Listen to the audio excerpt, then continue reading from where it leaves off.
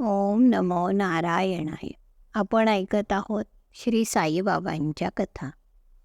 नाशिक जिल्ह्यातल्या वणी गावचे काकाजी वैद्य सप्तशृंग देवीचे भक्त आणि उपाध्ये संसारातल्या दुर्धर आपत्तींनी गांजले.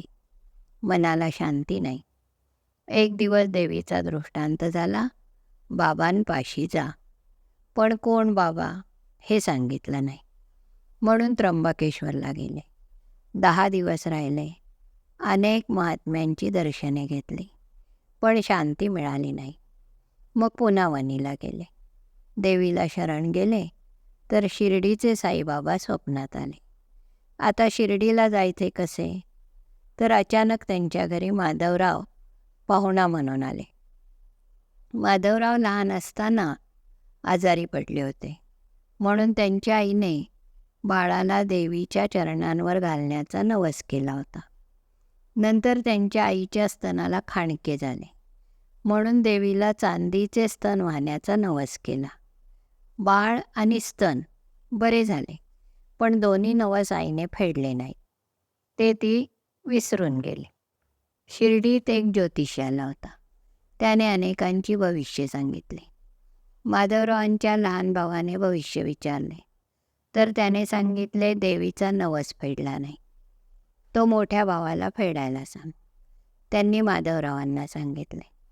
माधवरावांनी आईला विचारून सोनाराकडून 2 चांदीचे स्तन करवून आणले आणि बाबांच्या पायावर ते घातले. म्हणाले, सर्व देवी देवता तुमच्यात आहेत, त्यामुळे तुम्हीच हा नवस फेडून घ्या. तुम्हीच आमचे कुलदैवत आणि सर्व काही. पण बाबा म्हणाले, तुला वणीला जावं लागेल. वणीत तुझी गरज आहे. माधवराव वणीला आले. उपाध्यांचं घर शोधता शोधता काकांकडे आले. काकांनी त्यांचा नवस यथासांग फेडून दिला आणि माधवरावांबरोबरच ते शिर्डीला आले. तर बाबांच्या केवळ दर्शनाने काकाजींना मनःशांती लाभली. बाबा आपल्या प्रत्येक भक्ताला, तो कुठेही असो, त्याला ओढून आपल्याकडे घेऊनच यायचे.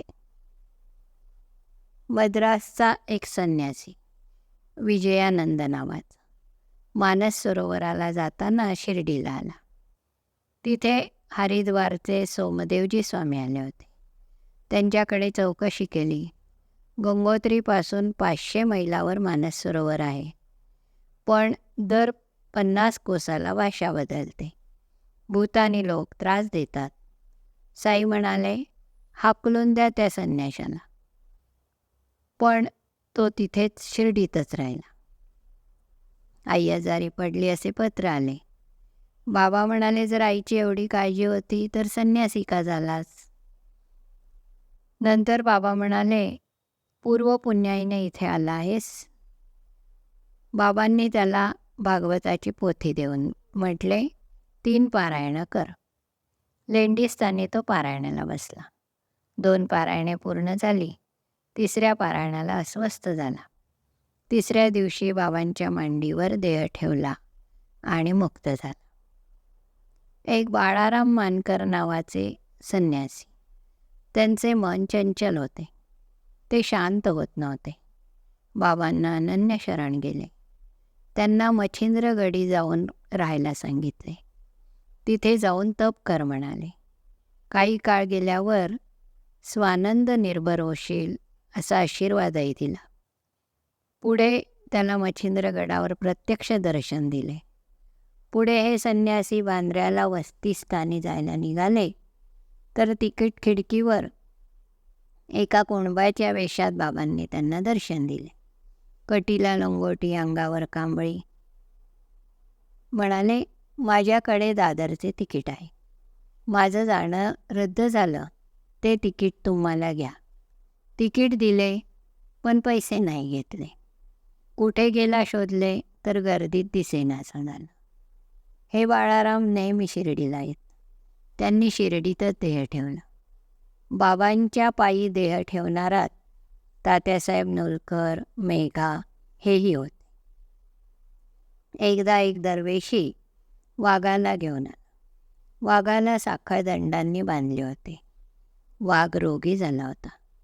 बाबांची नजरानजर झाली आणि वाघाने प्राण ठेवला.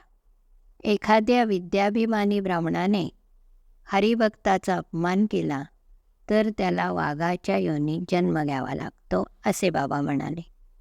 तो एक महात्मा होता, पुण्यवान होता. तुमचे कर्ज देऊन गेला. त्या वाघानंतर 7व्या दिवशी बाबांनी देह ठेवला. आज आपण इथेच थांबू. अवधूत चिंतन श्री गुरुदेव दत्त. हरि ओम तत्सत.